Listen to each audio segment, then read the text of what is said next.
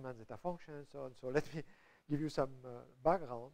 So I mean, the origin, of course, of my interest comes from the paper with Bost, in which we had found this the Riemann zeta function as a partition function. And I mean, of course, we were quite surprised to find this function. And then for that reason, I got invited in some meeting in 96 in Seattle, which was a meeting which was dedicated to Atle Zellberg. And I was invited to give a talk about the paper with Bost in that meeting. And so I gave my talk. And after my talk, I met Zellberg. And of course, you know, I had explained that the Riemann zeta function was a partition function, all that. And after my talk, so I discussed a little bit with Zellberg, and Zellberg told me it remains to be seen if there is, you know, a relation between this work and the Riemann zeta function with the zeros and all that. So, so when I came back from this meeting in Seattle, I sort of decided to take it easy. So I was reading a book for 1 week without working and so on. And after this relaxed time, I realized that in fact, if you take the dual of the BC system, so if you want, what it means is that you are really adding the place at infinity.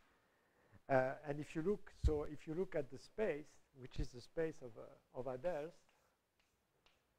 over Q, and you look at the action of Q cross on that space. So if you look at this quotient, so let me immediately say for the question that Lars was asking. You see, in fact, what I was doing, it was already known to Paul Cohen and Bombieri. And I was told by Peter Sarnak later on that Paul Cohen had been looking for many years for Q-cross invariant functions on Adels. Okay?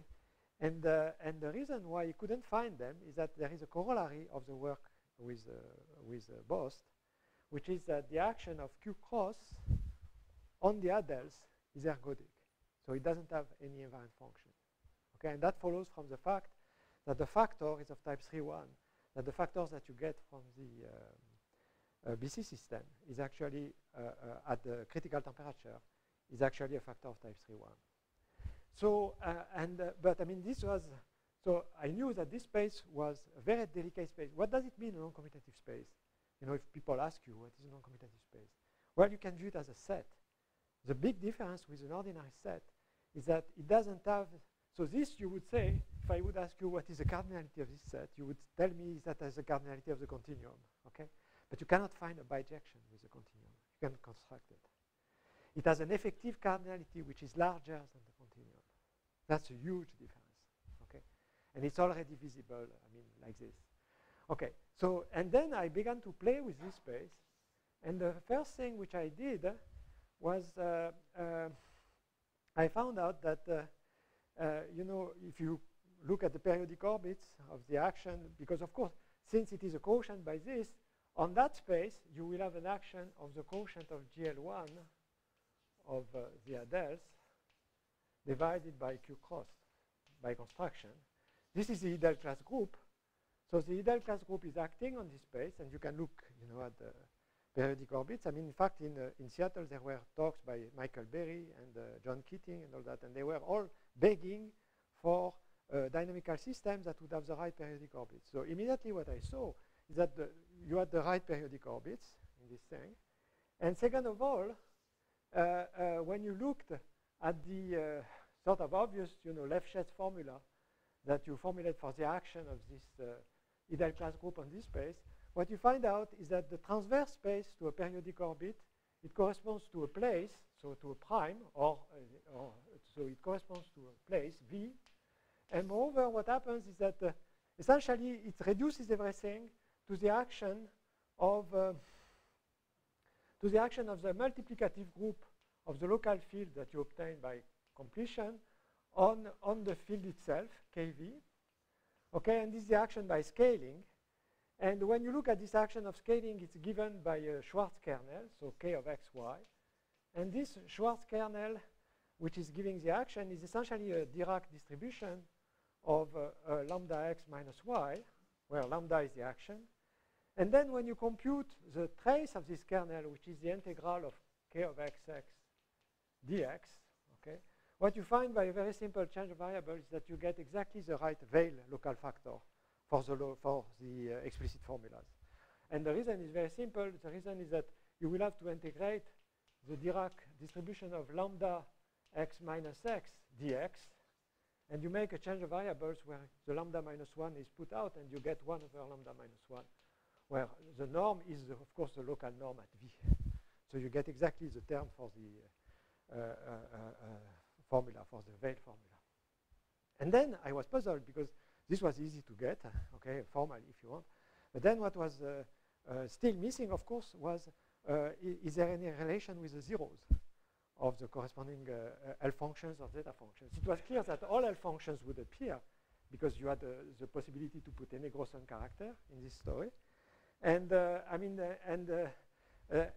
had seen already in the talk of Michael Berry and such people that in fact there was a huge problem with the comparison with the Selberg trace formula, which is that when you compare with the Selberg trace formula, there is in the Riemann zeta function an overall minus sign in the vibration. So if you look at the way the asymptotic formula goes, there is an overall minus sign which ruins every possibility that it's directly a spectrum of a self-adjoint operator corresponding to an ordinary quantum system. So in fact, I knew that it was an absorption spectrum. And okay, so after some time, finally, I found that, in fact, by using results of André Weil on distributions and so on, there was a natural realization of the zeros of the corresponding L functions, in which to define this realization, you don't even need to do analytic continuation. I mean, I don't even have to define. That's a very important remark. You don't even have to define the L functions in order to get to their zeros. Okay.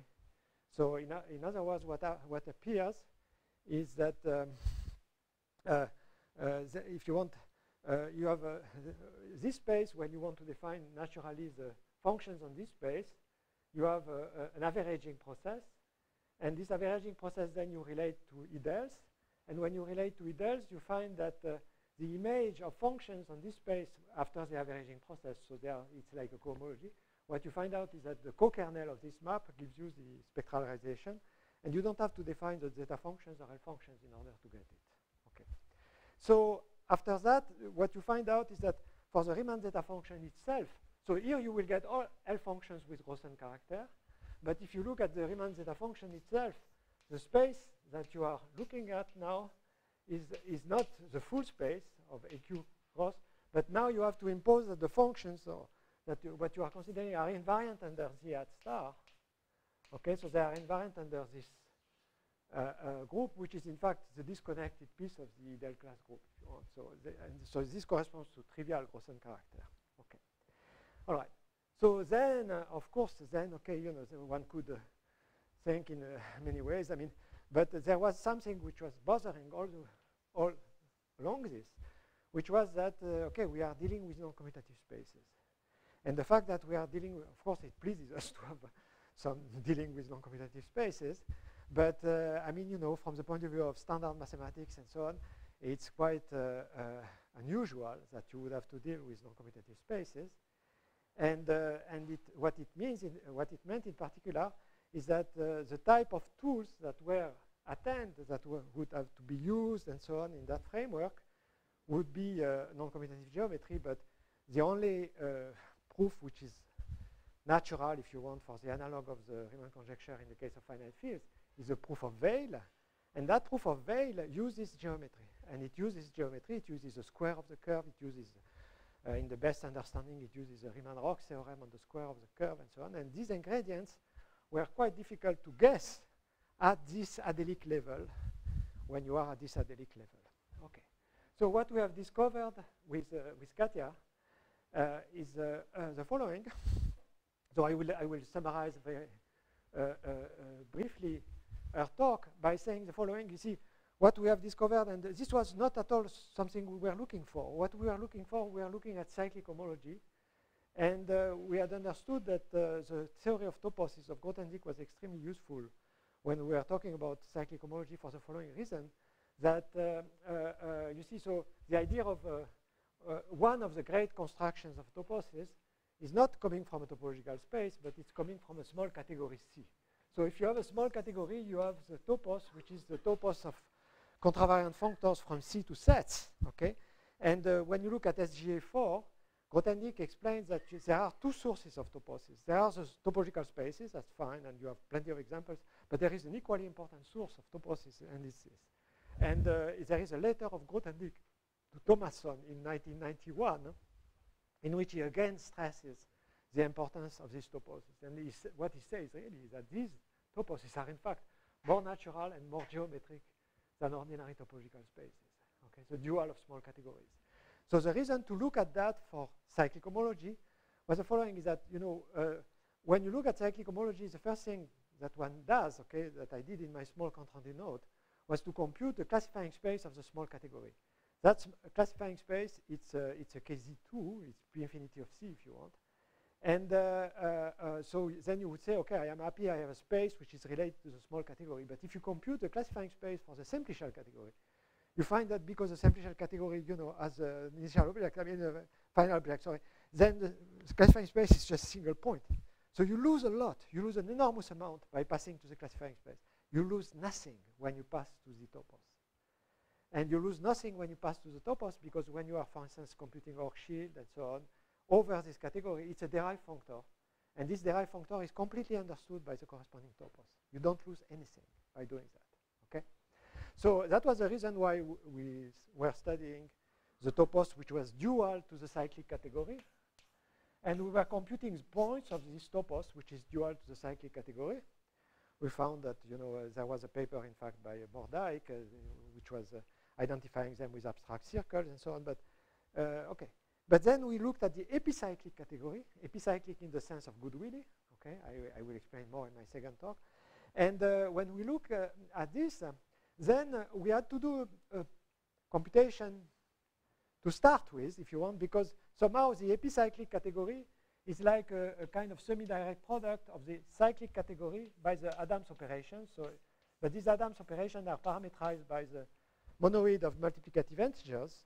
And so what you have, this epicyclic category, if you want, it maps as by a functor, by homomorphism of categories, to the monoid of multiplicative integers.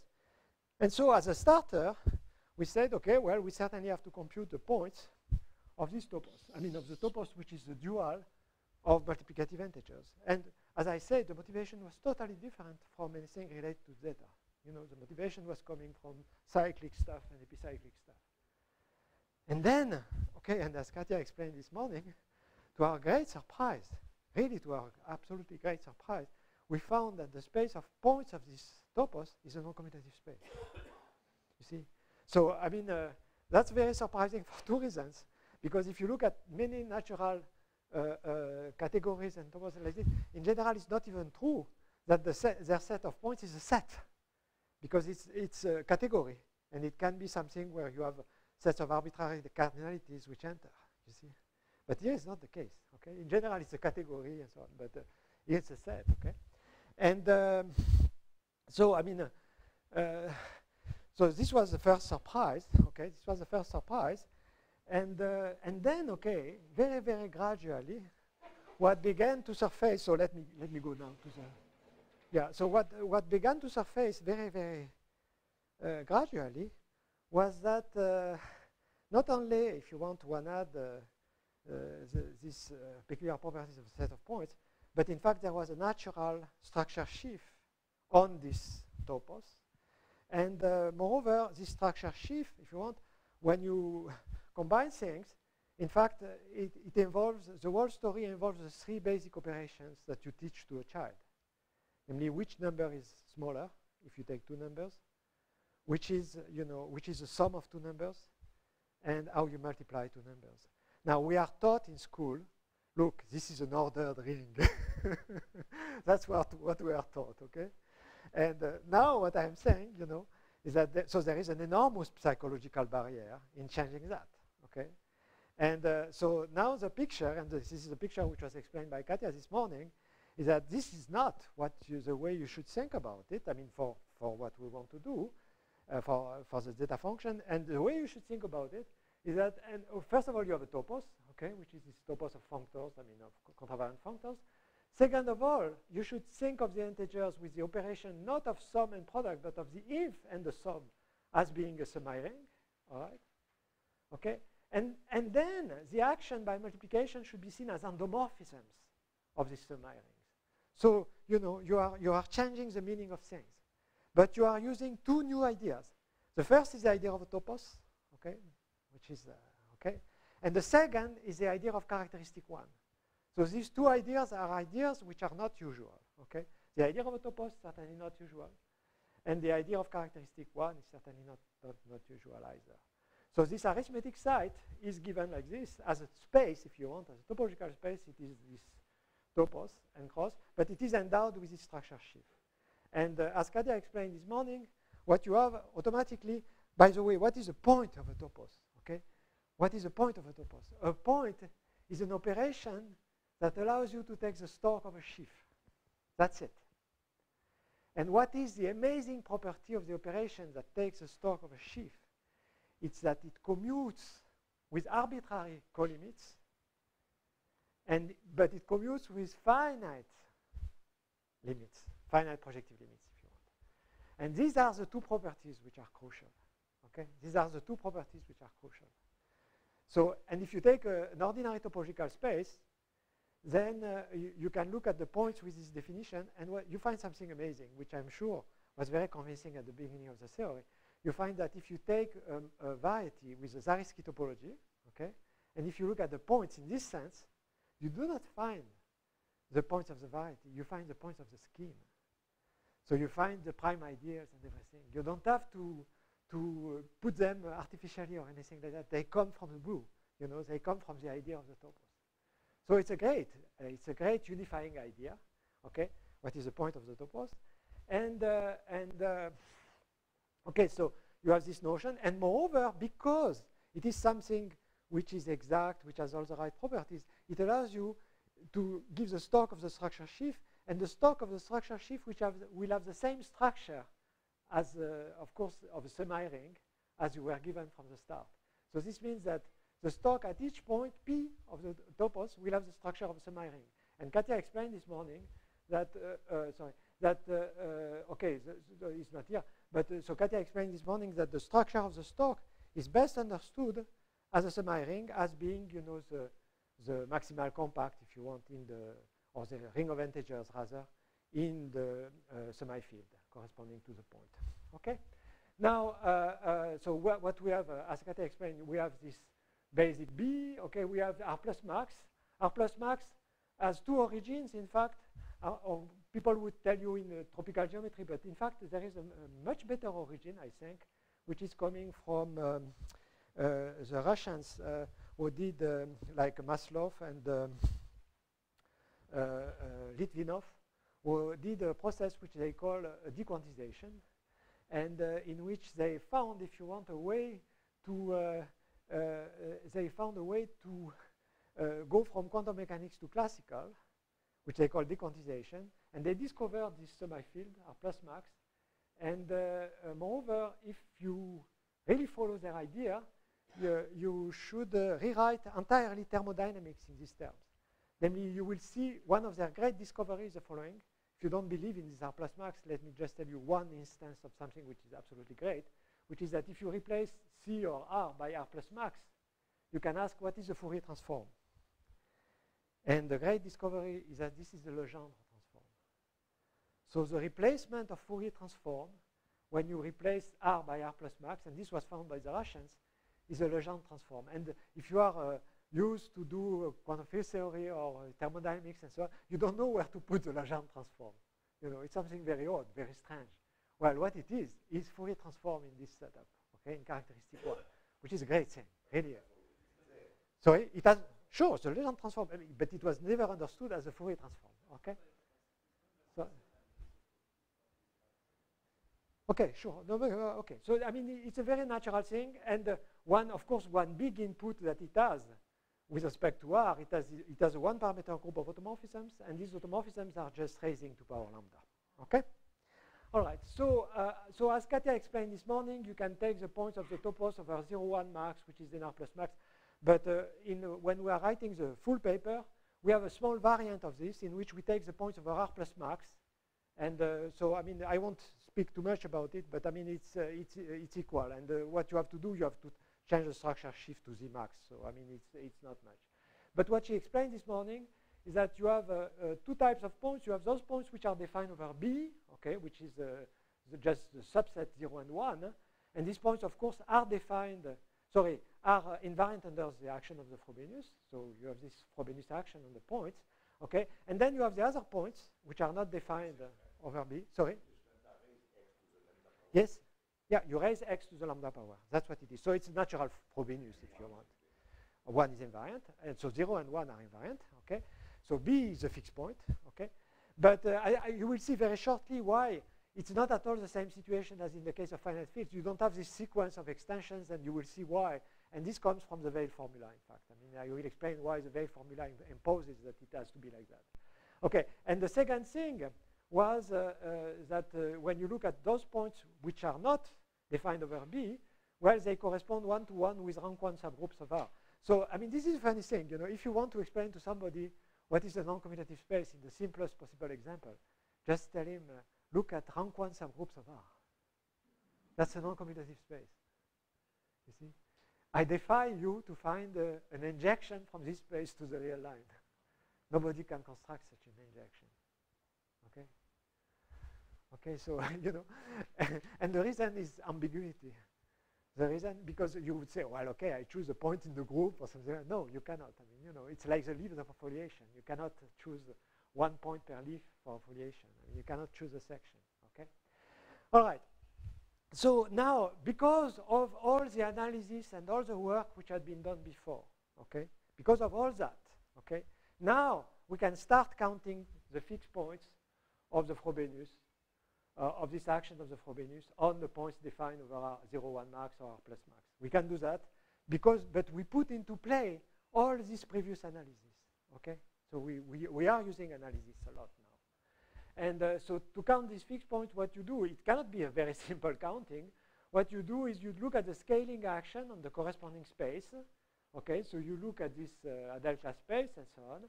And what you do is you apply the trace formula interpretation of the explicit formula, okay, which has been a lot of work, and there are lots of, in fact, you know, there is a book with Marcoli. There is this contribution also of,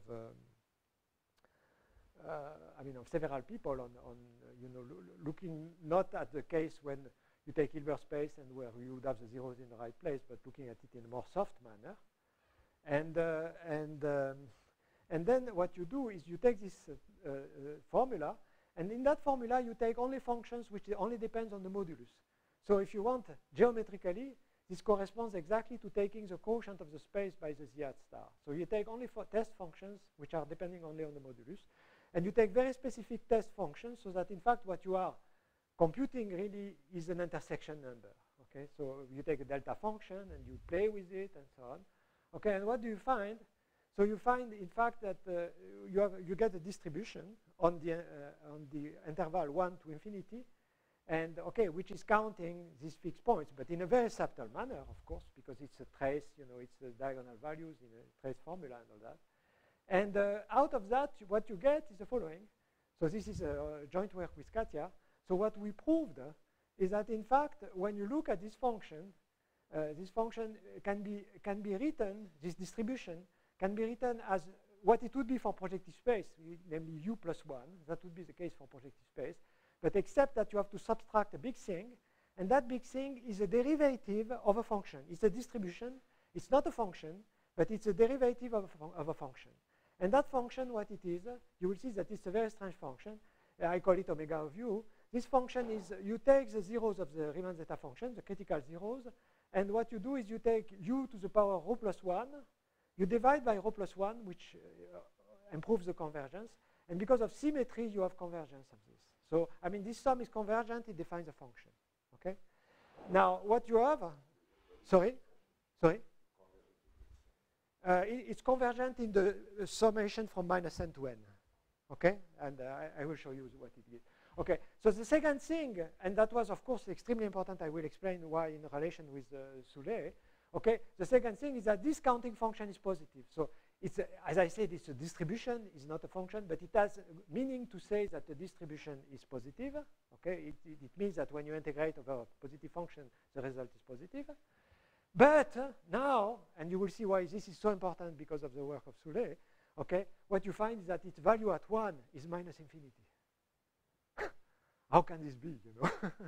I mean, you have a distribution, it's positive for u bigger than 1, but its value at 1 is minus infinity. And what happens, it's a kind of, I will show you the picture, but what happens is that when you compute n of 1, okay, you have the contribution from projective space, which is 2, okay, but then you have this limit when epsilon goes to 0, you have the derivative of this omega, if you want, at 0, but it turns out that omega of 1 is finite as a certain value, which can be computed from zeta prime of minus 1 or something like that.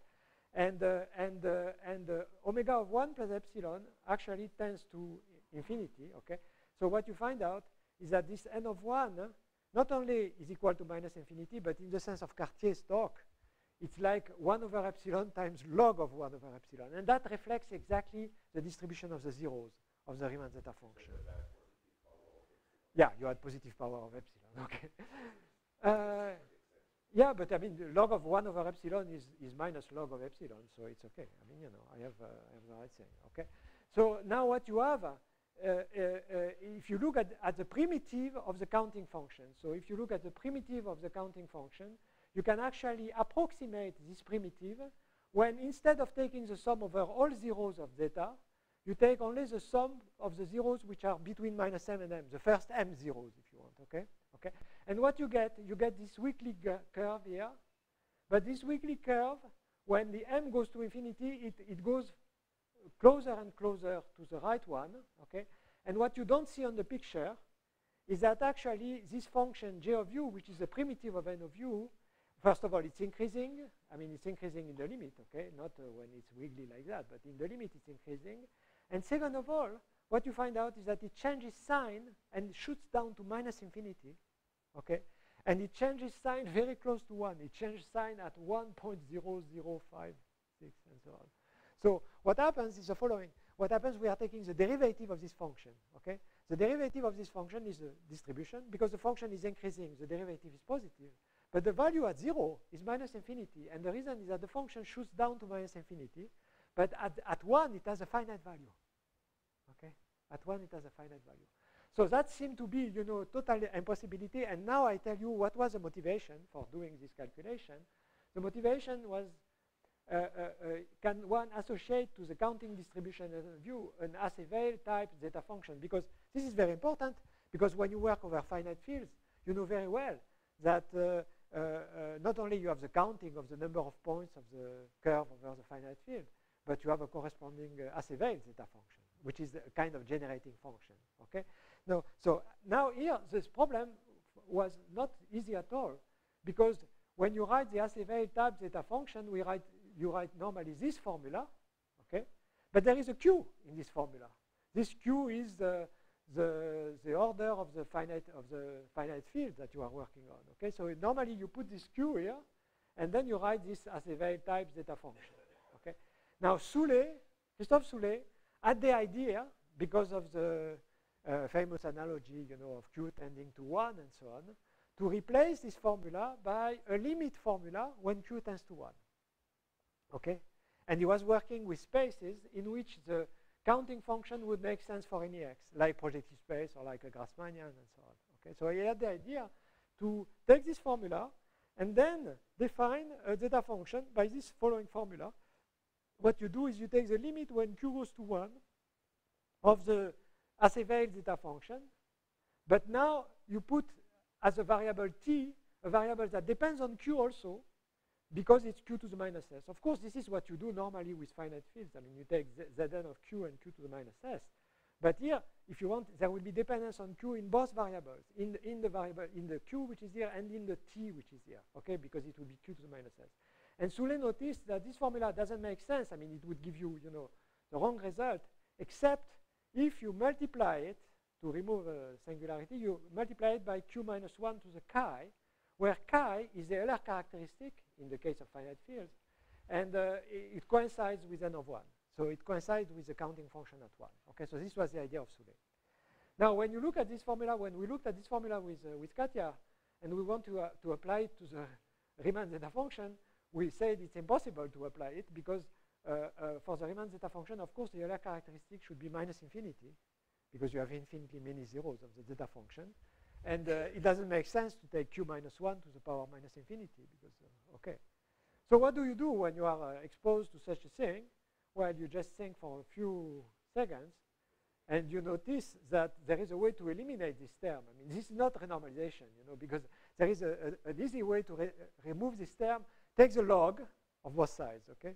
The log of both sides, here, of course, the log will be a sum of logs. So, and the chi times log of q minus 1 doesn't depend on s. So if you take the log of the left-hand side, okay, and you take the differential with respect to s, you will completely remove this bothering term, which is here, okay? So that was our first remark. And our second remark, so this was the first remark, okay, because, okay, we knew that chi had to be infinity, okay? So, but then the second remark, which was more important, was, okay, so as I said, you take the logarithmic derivative and you change the sign and so on, and you take this. So now it's given by the limit. Now the formula of Soulé becomes the limit when q goes to 1 of minus the derivative of this thing, okay? But minus the derivative of this thing, if you look at it a little bit, you will find out that the r drops out because it takes derivative with respect to r, and it will cancel out with the r which is there, okay? And you'll get a log q. So what you will get is a sum of n q to the r, q to the minus rs, and log q. Now you would have to be blind not to recognize a Riemann sum for a Riemann integral, okay? Because what you are doing now, you are taking powers of q. So write q as exponential of 1 plus epsilon, okay? Sorry, exponential epsilon. Then what you will find is that these are the n of exponential r epsilon, and this is exponential minus r epsilon, okay? And there is a s here. The r has dropped out, and so in fact you are just expressing the formula that is the integral from 1 to infinity because of the Riemann sums of n of u to the minus s du over u. Now you see the enormous advantage. You don't have to worry about the limit anymore. You are writing the thing as an integral, okay? So you don't have to worry about the limit. So this is a big, big advantage, okay? Second of all, this right-hand side now makes sense for redistributions, which didn't make any sense before.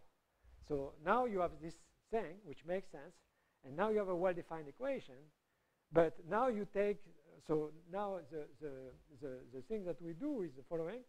So we take this as, of course, as a basic equation, okay, so which is the logarithmic derivative of this counting of this zeta function as a veiled zeta function a la Soulé is equal to minus the integral of this. This star u is a multiplicative R measure, okay?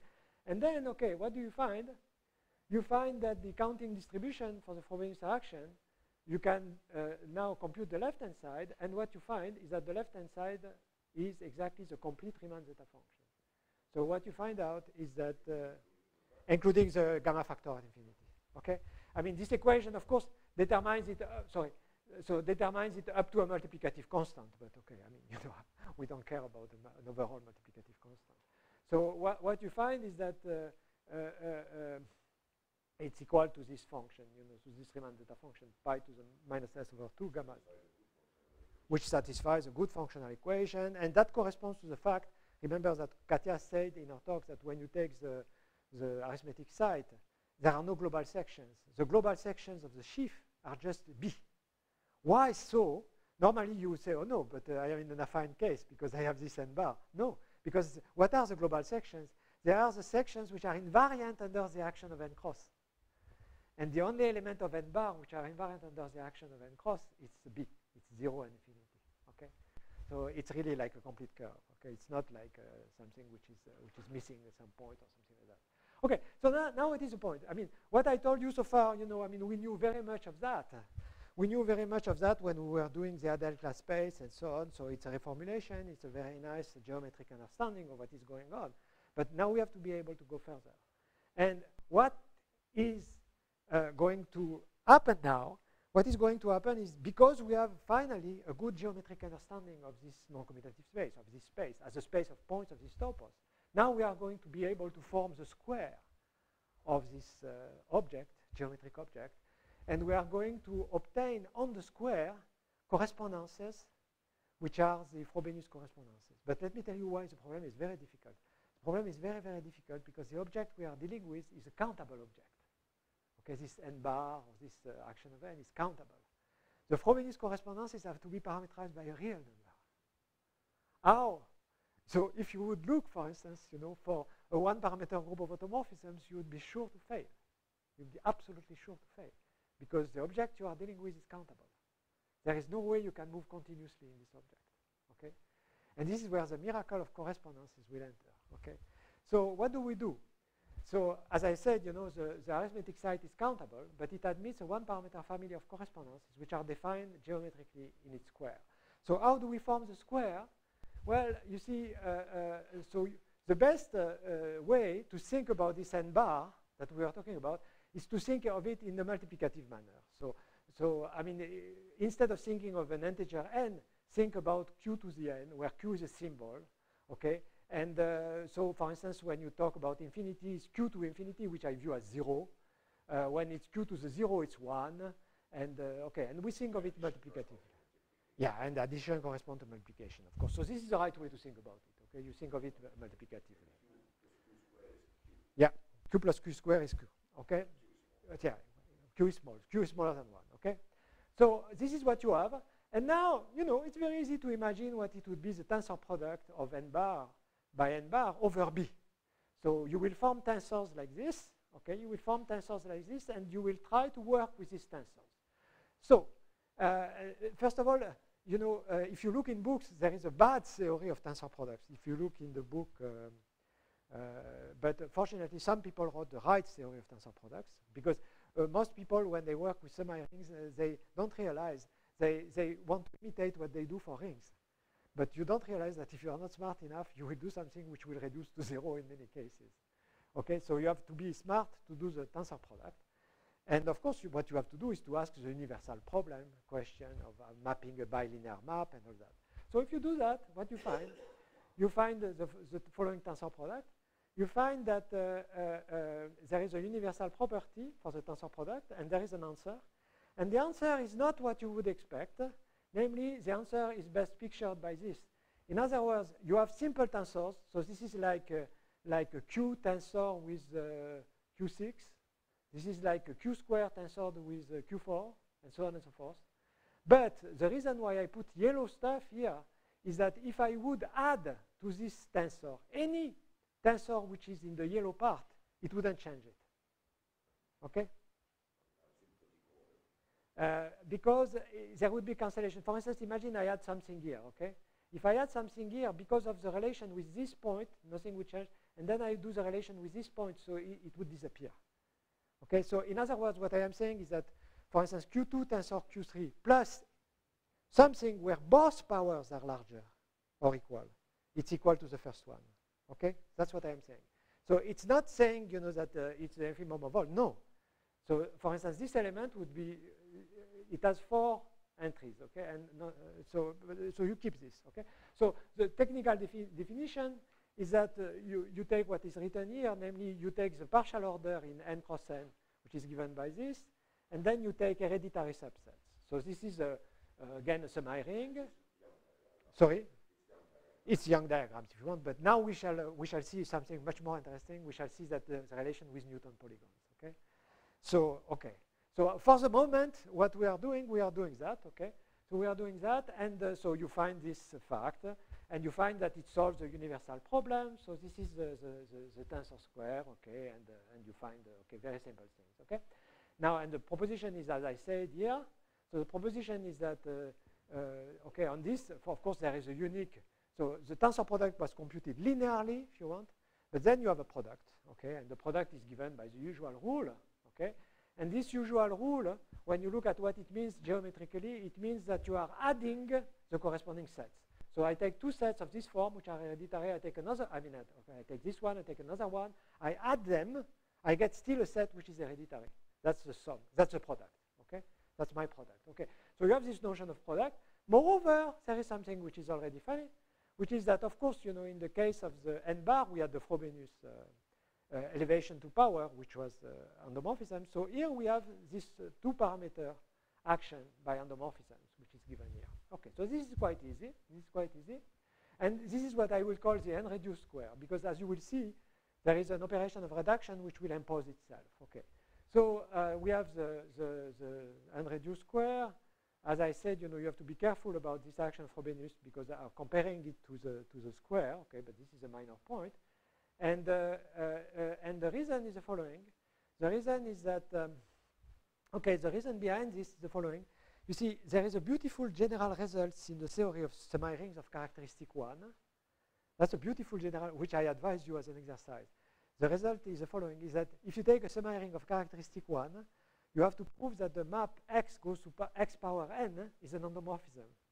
That's, of course, similar to saying that in characteristic P, the map x to the P is an endomorphism. Okay?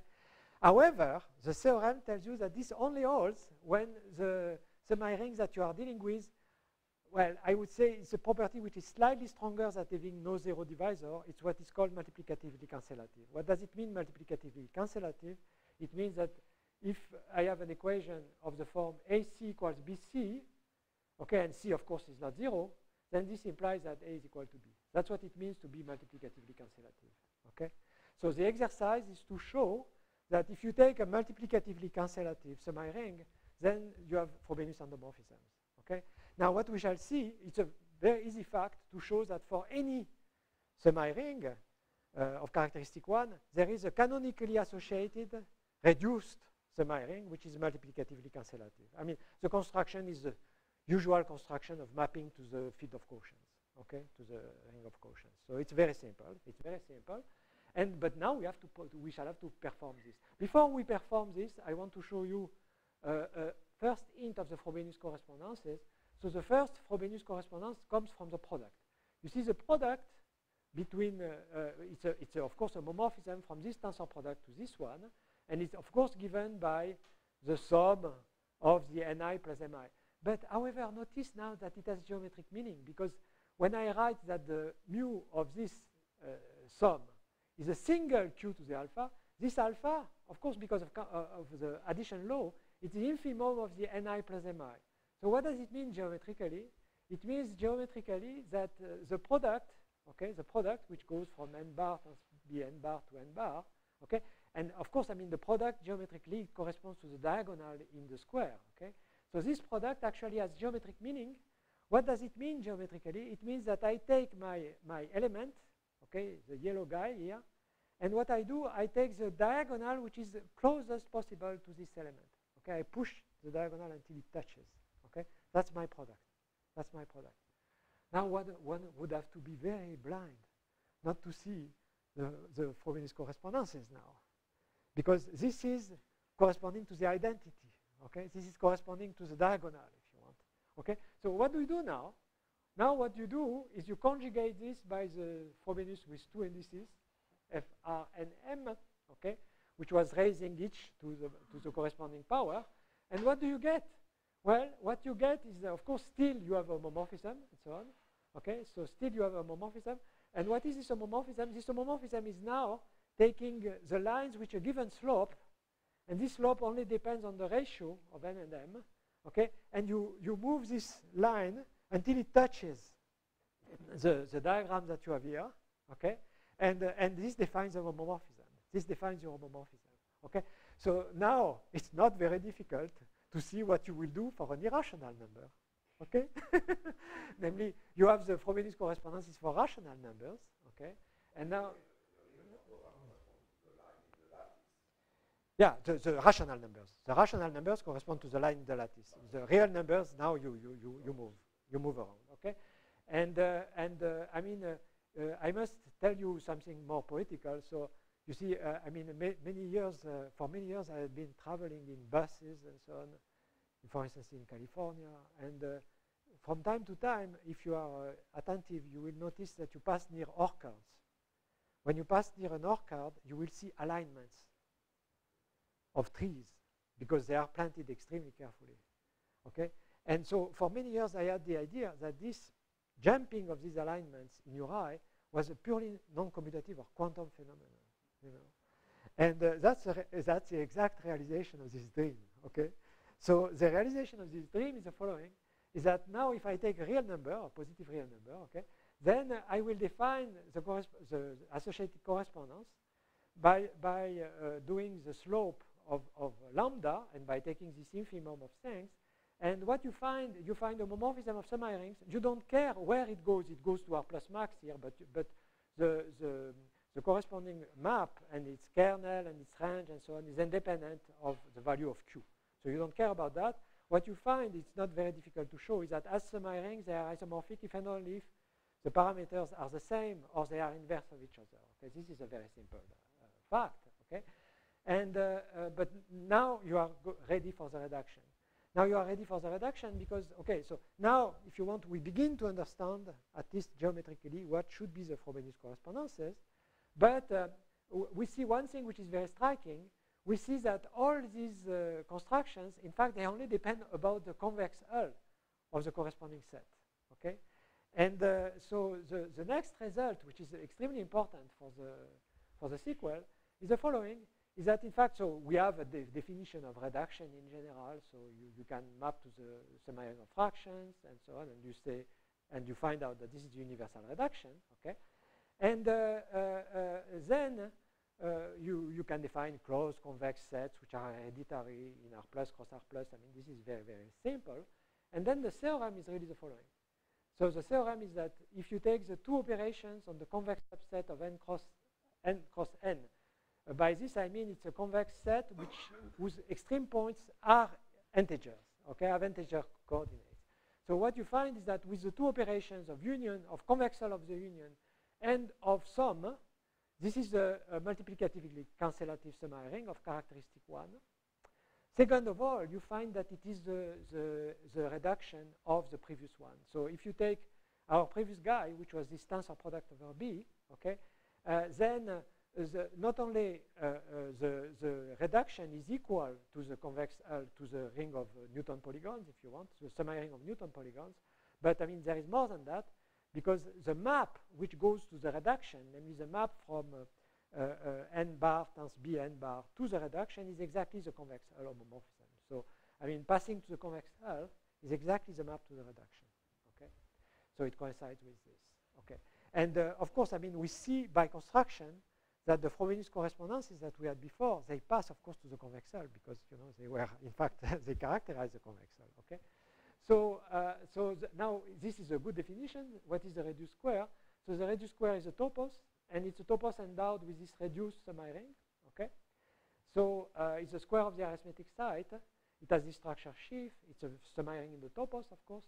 And so I mean, to give you more intuition about this, if you take the previous picture where I had these four blue dots, what you see is that when I take the convex hull, this blue point disappears. Okay, this blue point disappears. It disappears. Okay. Okay. So I mean, one can then begin to make computations and so on. And the first, so you can define what is a correspondence. So correspondence on the arithmetic side can be defined just looking at the arithmetic side itself. You don't have to talk about the square. So it's really a bimodule, if you want, a correspondence in the ordinary sense. So you have a left and a right action into a semi-ring, which is multiplicatively cancellative. And you require that this semi-ring is generated by the left and right action. So this is a definition of a reduced correspondence. And the Frobenius correspondence now is the one we had before. And as I said, it passes immediately to the reduced semi-ring because of the fact that the convex hull obviously just depends, on the, I mean, it doesn't change the corresponding Frobenius correspondence, the corresponding map. Okay, so that's what we have. And now here's the first difficult theorem. So the first important theorem is the composition law. You see, when you have correspondences, these correspondences, as I said, they are like bimodules, if you want. So it's like, an action on the left and an action on the right. So to compose them, what you do, you have to cancel out the action in the middle, and then you still get a bimodule, okay? And you pass to the reduced. So the theorem, which is the following, is that first of all, if I take two Frobenius correspondences, psi lambda and psi lambda prime. Okay, they are uniquely defined for each lambda. And if I assume now that the product of the two real numbers is not rational, then you can prove that psi lambda composed with psi lambda prime is equal to psi lambda lambda prime. Okay. Moreover, you can prove that the same equality holds if both lambda and lambda prime are in Q. But now there is a surprise. And the surprise is the following. Assume now that you take two irrational numbers and that their product is rational. Okay? Then it turns out that what you get is not psi lambda lambda prime, but it's psi lambda lambda prime composed with the tangential deformation of the identity correspondence. So it turns out, if you want, that when you take irrational numbers, because the graphics that you have are with integral points, you could move slightly this irrational number without changing anything at any finite level. So it has some robustness. You see? If I have an irrational number, and if I take any finite set of elements in my semi-ring, I can still move this irrational number a little bit, nothing will change. Okay? But if it's rational, then, of course, you might be stuck. And so you have to make the identity correspondence more, how to say, flexible in order to have the result. I mean, it couldn't be otherwise. So what you have now is that you have this deformation of the identity correspondence, and you get this formula. Okay, so that's where we stand. And now, of course, what happens is the following: as a corollary of this thing, you can now compute the intersection number of divisors, but not any divisor. We don't know how to define divisors in the square, but we know how to define divisors which are integrals of the Frobenius correspondences. So what you can do is you can take divisors as formal combination of the Frobenius correspondences, and you can define their intersection number by looking transposition in the correspondences and using the theorem about the trace formula, okay, and which is obtained using the counting distribution. So you can do that, okay, and what you find, moreover, you could ask me, oh, but what? Because in the Weil proof, there is not only the Frobenius correspondence, there is a correspondence which is point cross x and x cross point. They are very important. But here they exist also. And how do they exist? They exist because you can make this slope vertical or horizontal. You see, it's a limiting case of the previous. Okay, so you can make it horizontal or vertical. So there are such vertical and horizontal correspondences. And now, of course, there is a big question, which is there a Riemann-Roch theorem? Because I mean, we are all, I was mentioning Grothendieck for topos, but I mean, there is another very important contribution of Grothendieck, which is the simplification of the proof of Matuk and Tate using the Riemann-Roch theorem on the square. So about which Tate or Matuk, I forgot, said we missed the boat, because Tate, okay, yes. Okay, so in other words, if you want, what one knows from abstract nonsense is that it would be enough to prove a Riemann-Roch formula for the square of this topos, I mean, on the square, in order to be able to get the right type of inequality that would prove, what we want to prove. Okay, so I mean, this is totally outside the visual view at the moment. What is clear is that you see, I mean, one shouldn't be very conservative or anything. Namely, it would be a wrong idea to say I'm only going to use topos theory. It would be a wrong idea to say I'm only going to use Adels and all that. What one has to do is to go back and forth. Namely, what one has to do now is to translate this construction, which I did, in adelic terms. It will involve GL2, hopefully modular forms and all that.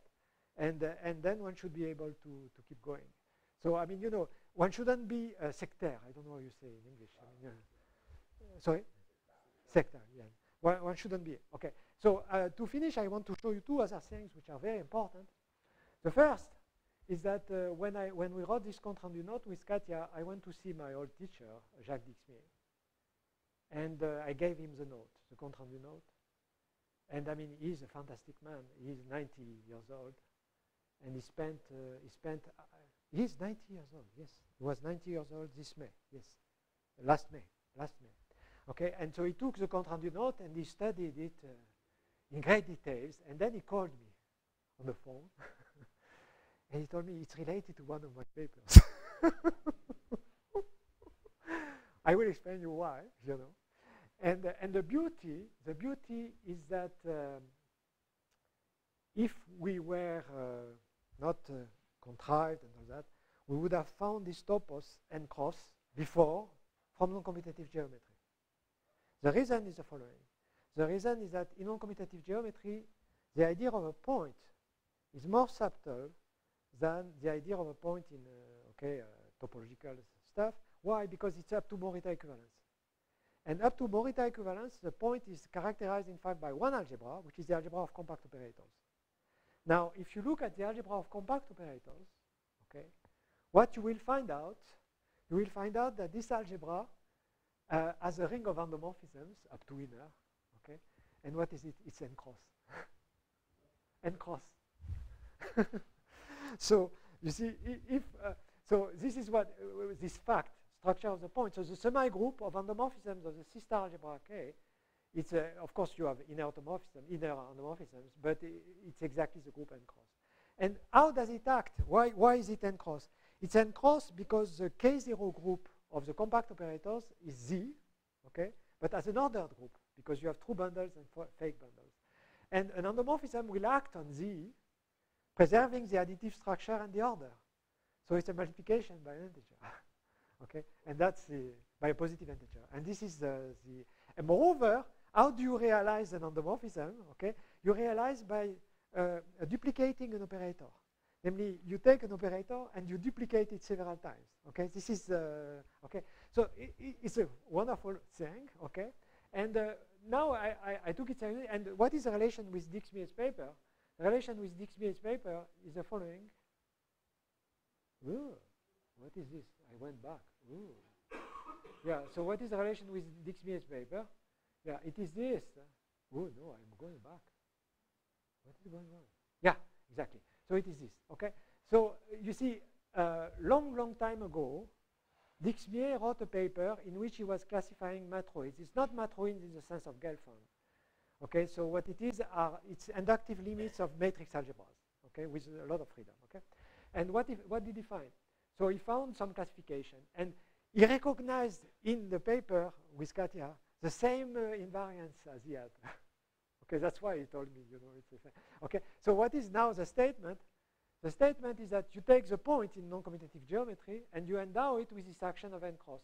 Because it's endowed with an action of n cross, it's an involutive algebra in the topos n cross, by definition. Okay, so now you can look at the stock over every point. You get one-to-one correspondence with Dick-Smith's classification of matroids, of what he called infinite matroids. Okay, that's what you get. You get a one-to-one correspondence with Dick-Smith's classifications of matroids.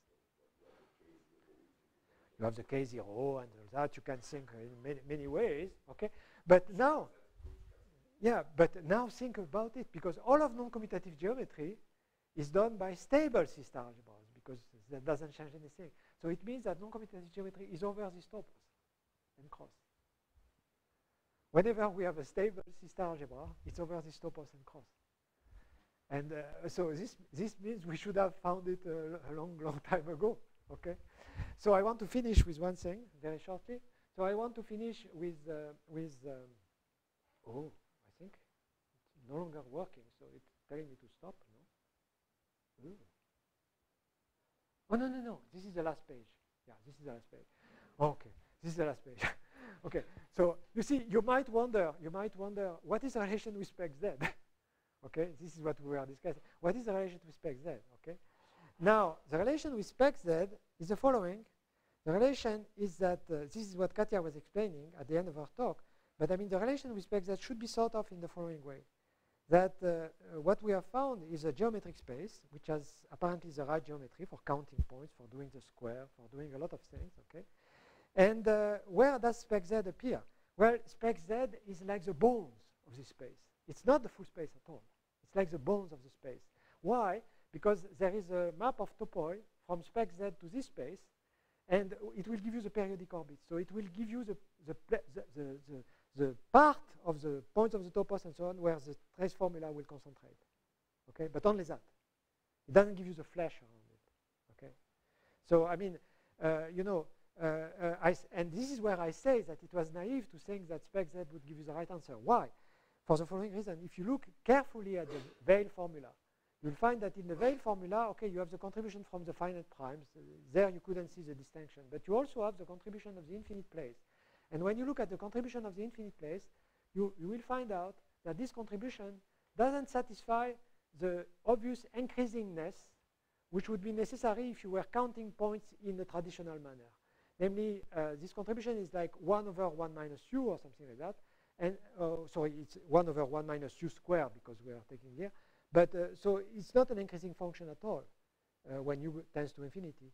And so, I mean, this type of thing, you know, I mean, what you find out is that normally if you were counting points by having extensions, if you would take u and u squares, there should be more points for u squares than in u, but it's not the case. And the reason is that, why does it work? It works because you have a transversality factor in the Lefschetz formula. And it is this transversality factor is absolutely essential. You could never have this transversality factor if you are in a naked space where you are counting like that. You need an ambient space. Okay, and of course, this ambient space has, you know, many similarities with Zellberg and all that. So, I mean, this is the actual situation.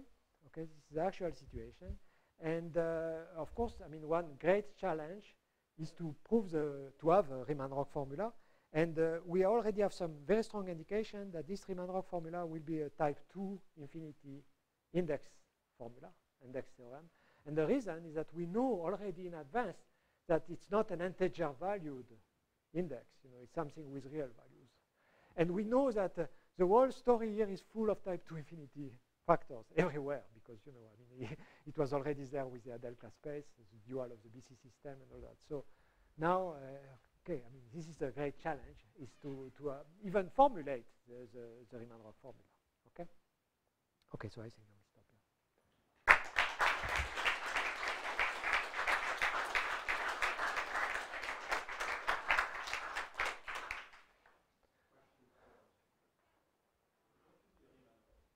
Well, what should be Riemann-Roch? You see, the Riemann-Roch there is, first of all, it's in characteristic 1, okay? And it should be something which, where you have already found a generalization of the sections of a suitable thing, and it would count the number of sections, but it shouldn't be an ordinary counting because it has to be type 2.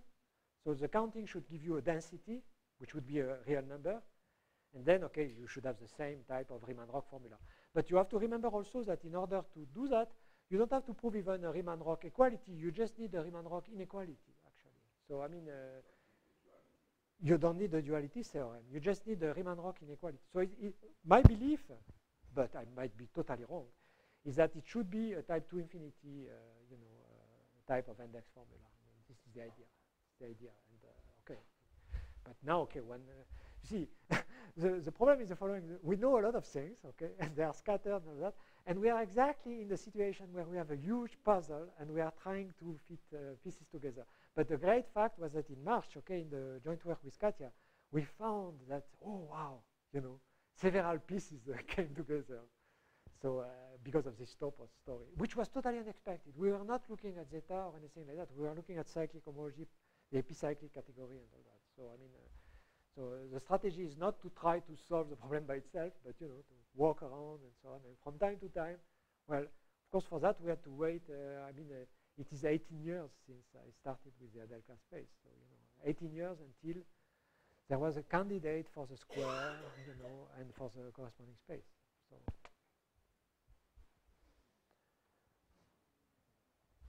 yes.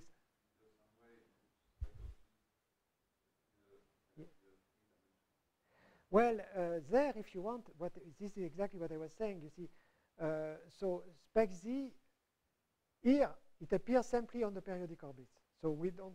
But the hope is, let me give you what should be the right picture. Okay, the right picture. In fact, I don't know if you saw on internet. There is a beautiful movie by Etienne Gis, in which it's a beautiful movie to see actually, in which he describes the periodic orbits of the geodesic flow on the sphere bundle of a Riemann surface. Okay, so if you look at this movie, you will see the following. You will see that you have knots, that they are, that the periodic orbits can be linked and all that. So here, the idea is the following. The idea is that this picture will be transcribed, that what corresponds to the periodic orbits. Here, what you will find out is that you map the point P to the group HP. HP is the group of fractions whose denominator is the power of P. It will correspond to a circle of length log P. So, okay. Now, by work of, who is this French guy, in automorphic forms, wrote this paper about knots, and no, not the Japanese. French, yes. No. I mean, there was a short rendu note a long time ago in which an analogy was developed between the Hilbert symbols and linking numbers of. No. Anyway, but so I mean, the idea is the following. The idea is that the final picture will be like this. So you will have this space, okay, and inside this space there will be the orbits of spec Z. No, it's not Berger. No, it's not Lam. No, it's not this one. Artin and Mazur were later than this guy. It's a French guy. No. But okay, anyway, it doesn't matter. I mean, it's a mystery.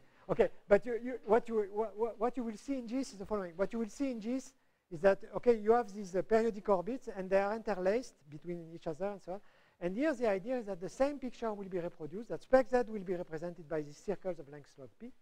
Okay, but they will fit inside this larger space. So what was important was to find this larger space, okay, and to see, before the availability of this theory of topos and so on, there would be no way to even relate spec Z, because what you find out, in order to construct this map of spec Z to this topos, you construct a flat functor to, so you use huge machine of Grothendieck to get a geometric morphism and all that. And if you would think naively, you would never get there. So, I mean, there is this fantastic machine of topos theory, which is there to give geometric meaning to simple intuition and so on. But then, okay, the final picture should be, indeed, that, spec Z is inside this space, but as periodic orbits. Yes? Yeah, sure. Yes. Yeah, Zariski topology. Yes, Zariski topology on spec Z, yes.